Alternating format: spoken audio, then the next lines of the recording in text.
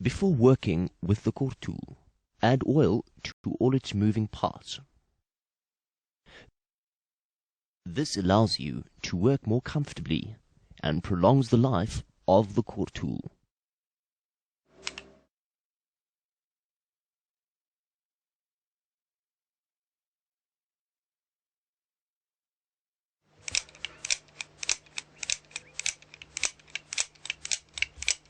To prepare a single clamp, use a piece of string for quick measurement of the material.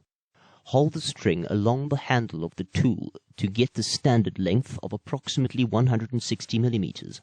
Hold it against the pipe and measure twice around it to take into account the size of the pipe. The string allows you to comfortably measure from the coiled wire. Bend the wire neatly on the mark and cut off a manageable length.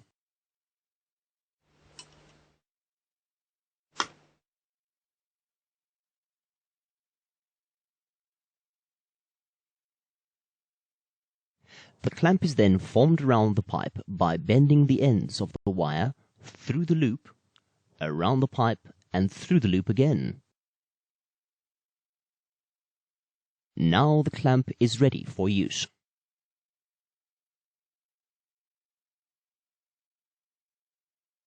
Hold the Cortool so that the head faces upward, exposing the cogwheel inside. When held correctly, the shaft with rotary discs on either side appears horizontal. Turn the disc's specially cut notch so that it appears level with the handle. The single clamp is lowered onto the tool by inserting the wire ends through the holes on the side of the upward-facing head. Place the clamp so that the bridge faces upward towards you.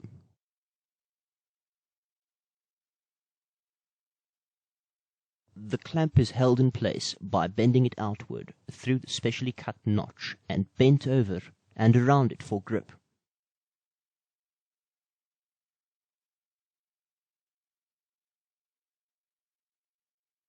Slide it onto the pipe and over the area to be clamped.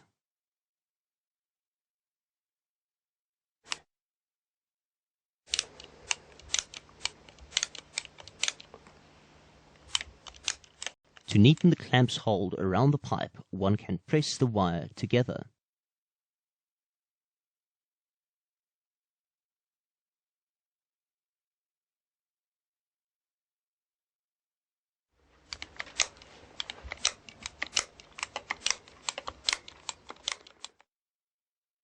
When the pipe bulges slightly where the clamp hugs around it, the Cortool is swung over and cut loose with a side cutter.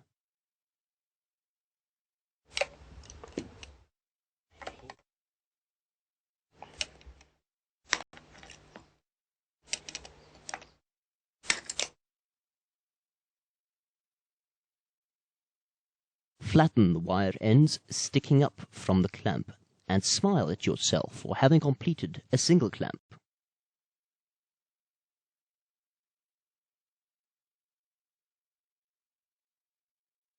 Hold the Cortool upright and carefully turn off the leftover wire.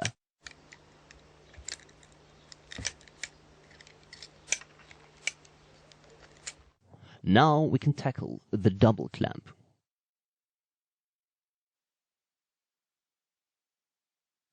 As with the single clamp, begin with the standard length of approximately 160 millimeters and measure twice around the circumference of the pipe.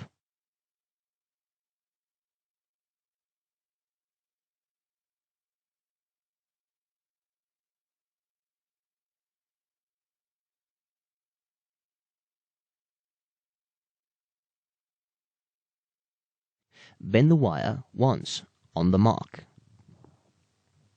The Cortool allows you to create a comfortable width for the crosswise bridge that is to hold the joint in place.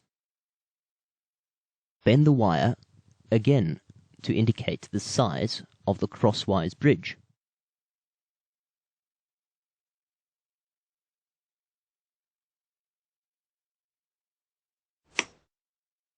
The clamp is formed around the pipe by bending the wire ends through the loop, around the pipe, and through the loop again. The crosswise bridge is wound around the pipe until it lies flush against it.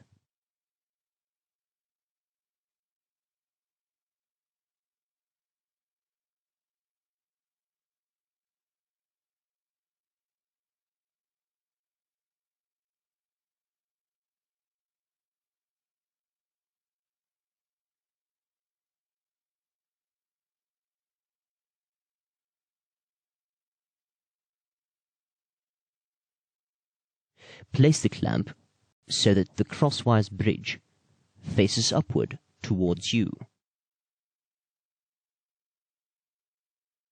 Now insert the wire ends through the holes to hold the clamp in place. Hold the Cortool so that the head faces upward, exposing the cogwheel inside. Turn the disc's specially cut notch so that it appears level with the handle, facing towards you.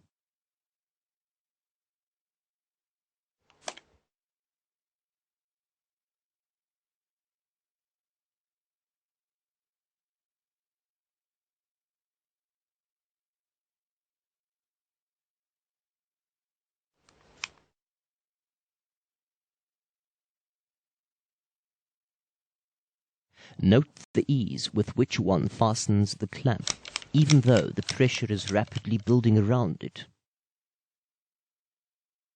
To neaten the clamp's hold around the pipe, one can press the wire together, causing it to lock neatly.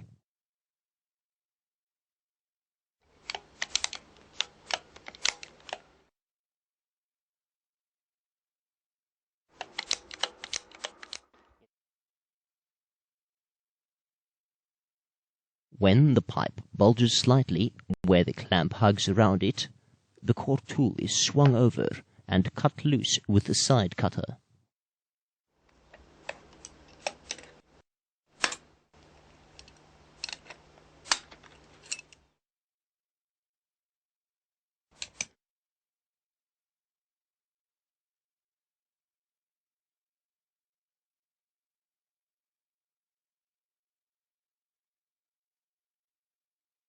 Hold the Cortool upright and carefully turn off the leftover wire.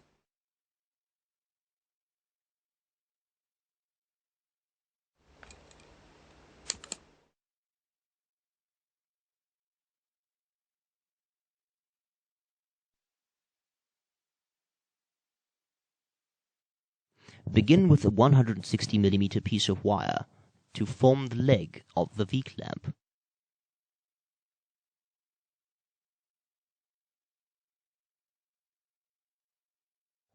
Bend it twice around the pipe and extend a straight piece which forms the second leg, and cut it off from the coil.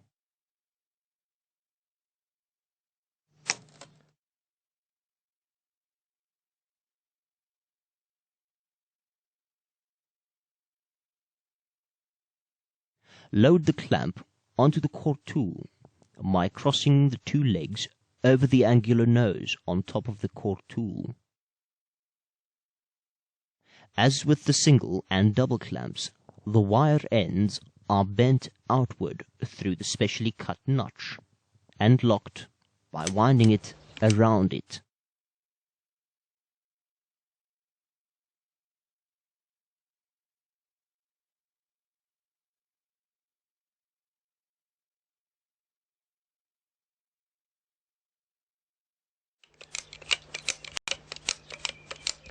Hold the Cortool tightly as it tends to turn against the winding.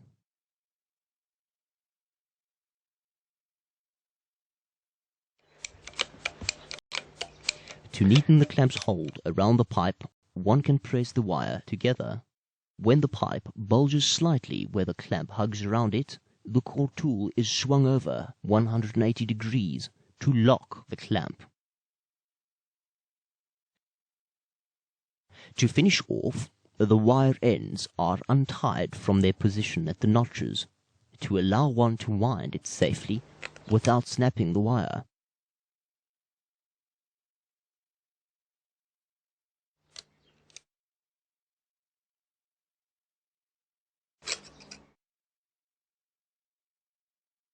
Bend the wire ends away from the knot and cut them off neatly.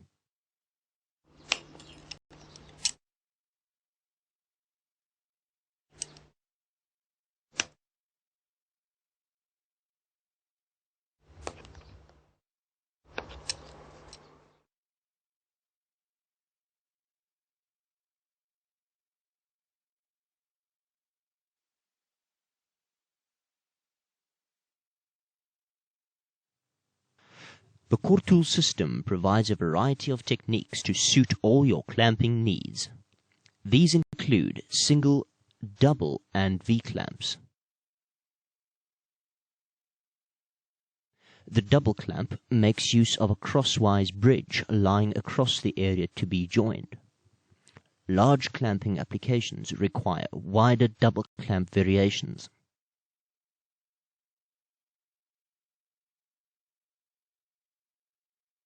Leakages in irrigation systems may occur in awkward places where space is limited, so it is a good idea to prepare a few double, single, and V-clamp variations for when trouble strikes.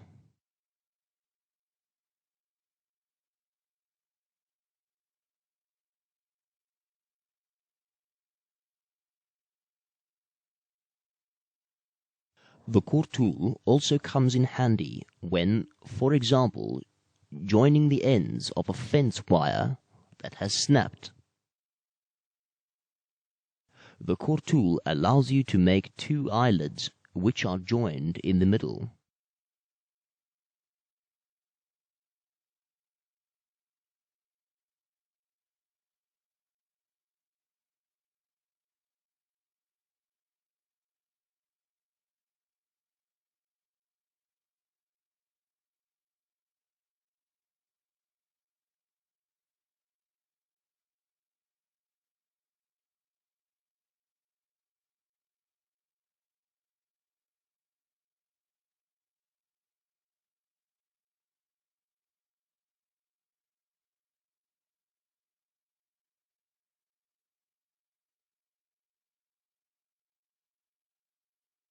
Insert the wire end through the first eyelet and proceed towards the second eyelet on your right. Begin with a length of approximately 160 millimeters or more and fold it back.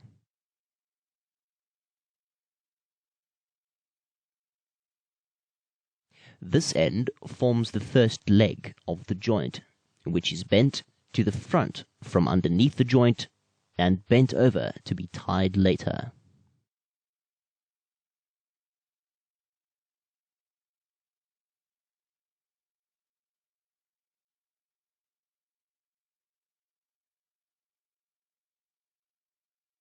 Now return to the first eyelet and pull it up tightly to gain more tension where the joint is to be formed. Once the wire ends have been pulled closer, one can fold the second leg of the joint and cut it off the coil.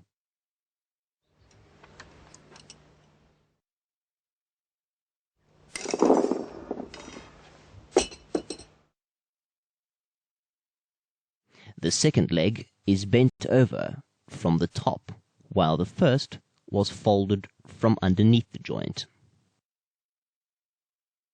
The wire ends should be pointing towards you, and the legs should be crossing to form a characteristic V shape.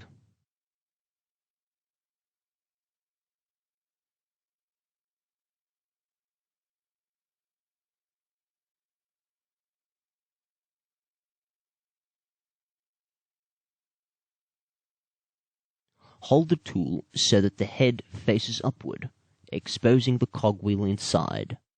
Turn the disc's specially cut notch so that it appears level with the handle, facing towards you. Load the wire ends onto the Cortool by crossing the two legs over the angular nose of the tool, and fasten them at the notches.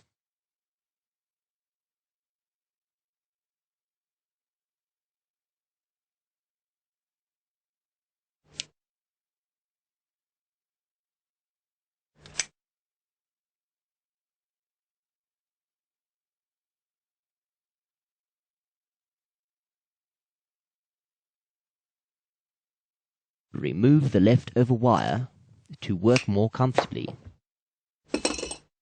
Fasten the joint while pulling it towards you, shifting your weight to create the necessary tension.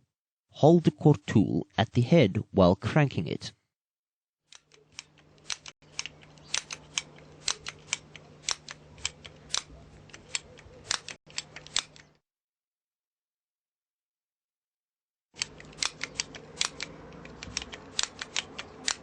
Be sure to check the tension.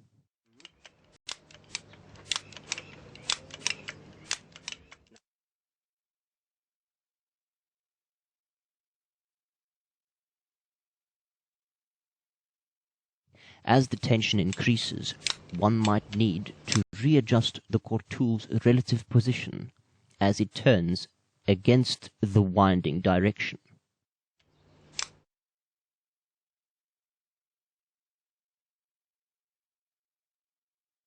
To lock the joint, turn the Cortool over 180 degrees. When untying the wire ends, bend them away to work more comfortably.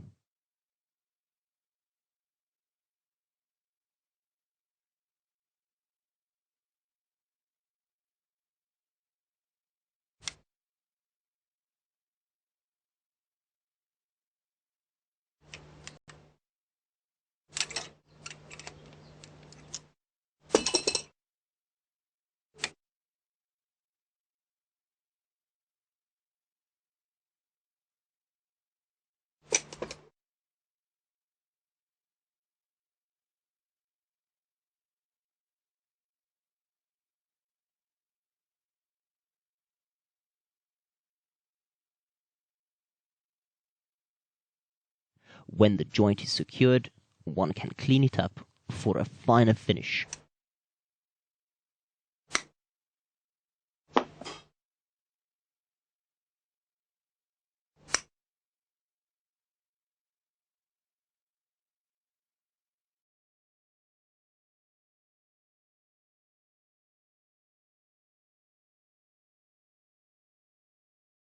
To pull up a fence, begin by bending a generous length of coiled up wire. This forms the binding piece, which is fastened onto the straining pole to pull up and hold the fence in place.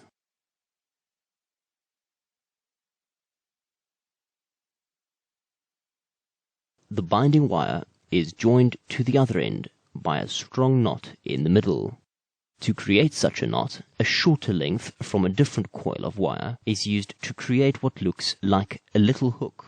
When brought together, the little hook is inserted through the bent legs of the binding piece. The binding piece is lifted over the short leg of the hook so that it rests on it for support. The short leg is then bent inward and lifted over the binding wire and pressed through the binding wire loop.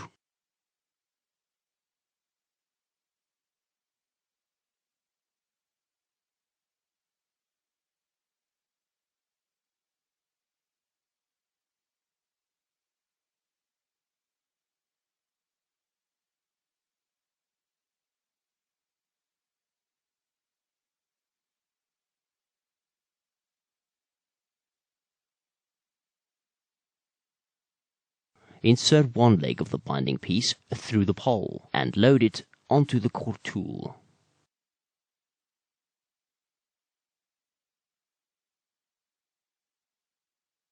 Turn the rotary disc so that the specially cut notch appears level with the handle of the tool. The wire is inserted through one of the holes on either side of the Cortool and fastened around the notch. With the hooked end and coil in hand, the farmer then walks over to the other end of the fence where another pole awaits.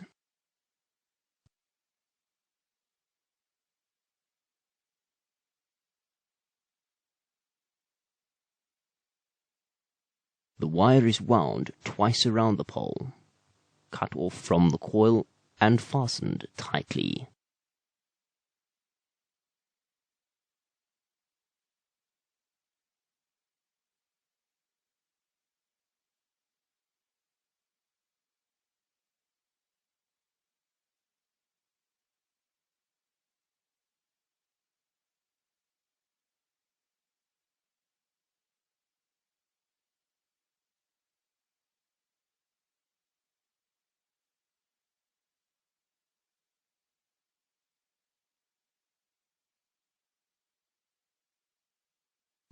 As the Cortool is cranked, the knot tightens and the fence is erected.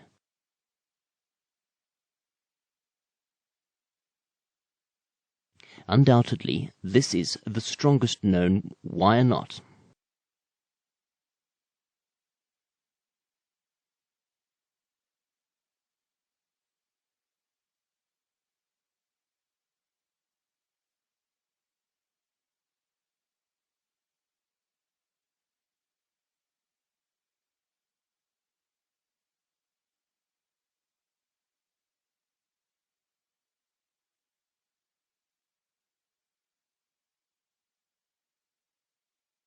When one is satisfied with the tension, one can fasten the other end of the binding piece. The so-called binding leg is then wound twice around the pole and cut off from the coil.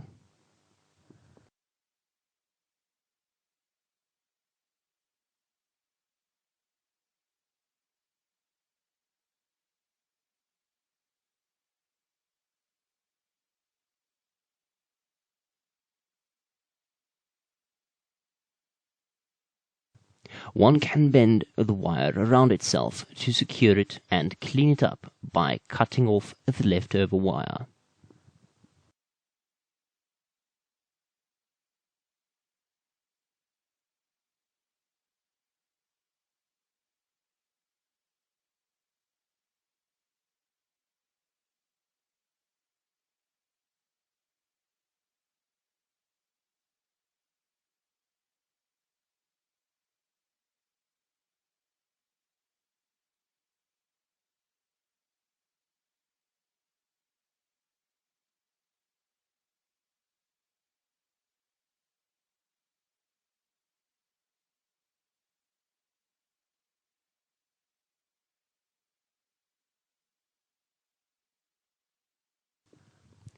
Remove the Cortool and cut off the leftover wire.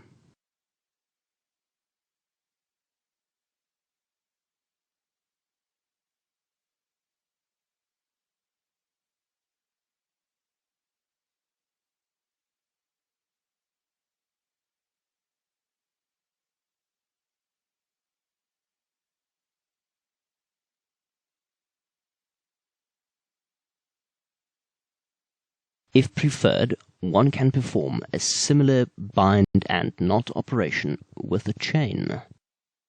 Use a binding piece of a comfortable length which is bent while still on the coil. A shorter length from a different coil is bent to form a hook-like shape.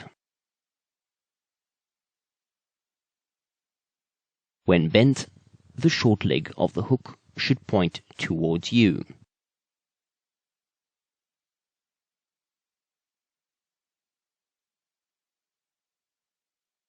The hook is then pushed through the loop of the binding wire and its short leg is bent inward to form a knot.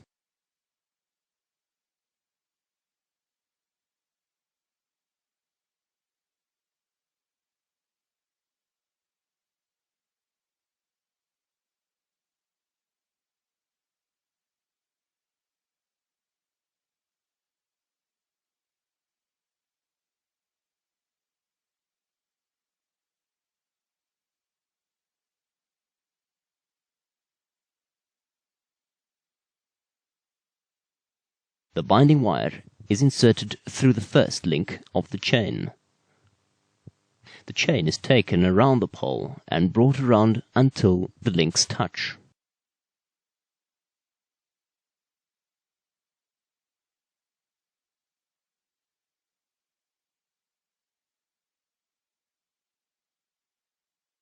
Stick the wire through another link.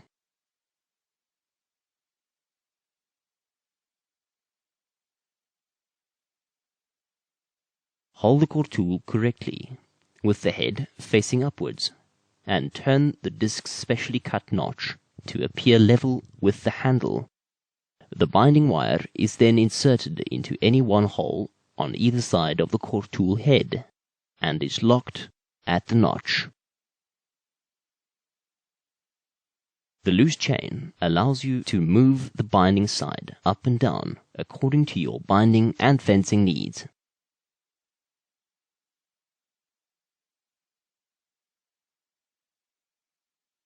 On the other end, the wire is simply wound twice around the pole and fastened casually.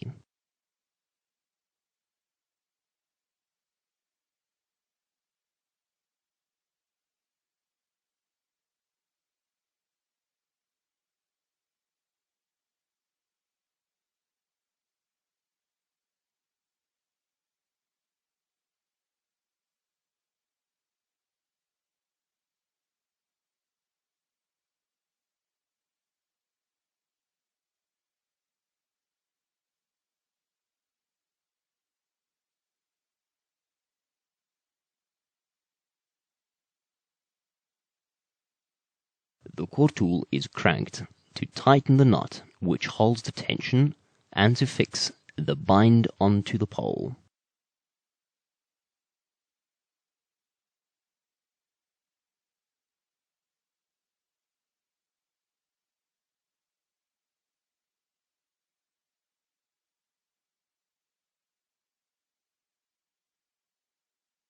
Be sure to check the tension.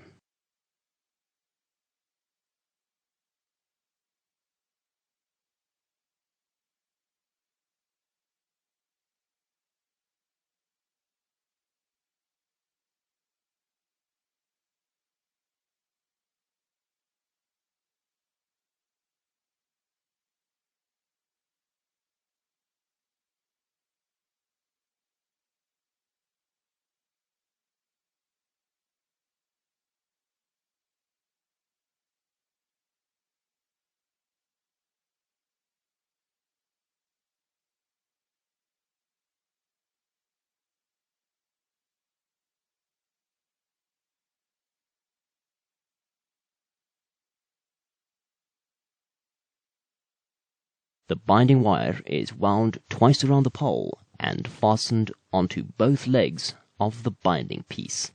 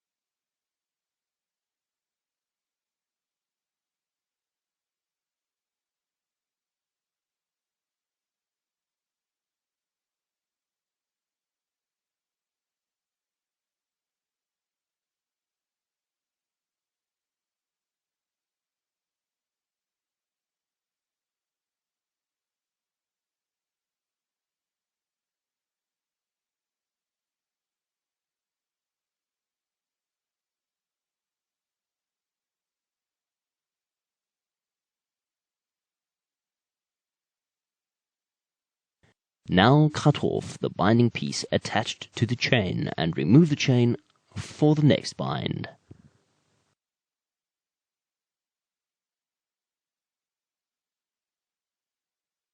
The Cortool also provides a great solution for fastening one pole at right angles to another.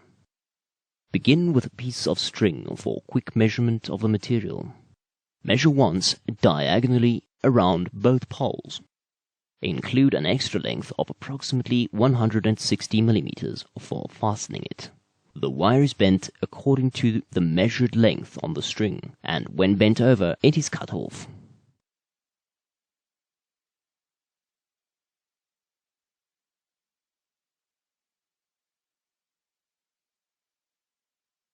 Hold the bent area towards you so that the wire ends are bent around the back. The legs cross each other behind the poles and are brought over to slide through the loop.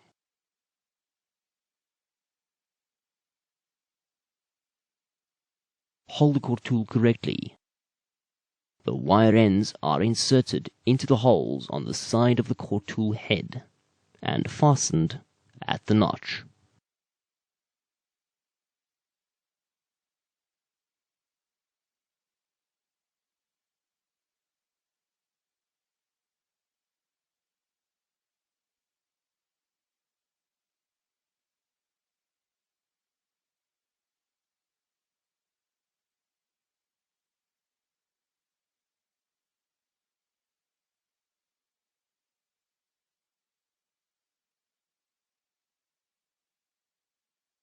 When the tension is to your liking, the Cortool is swung over and cut loose with a side cutter.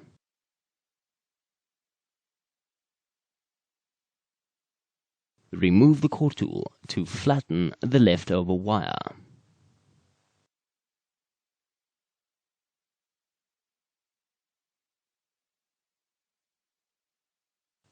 To secure the hold, one can bend a U-shape, which is to hold down the folded wire.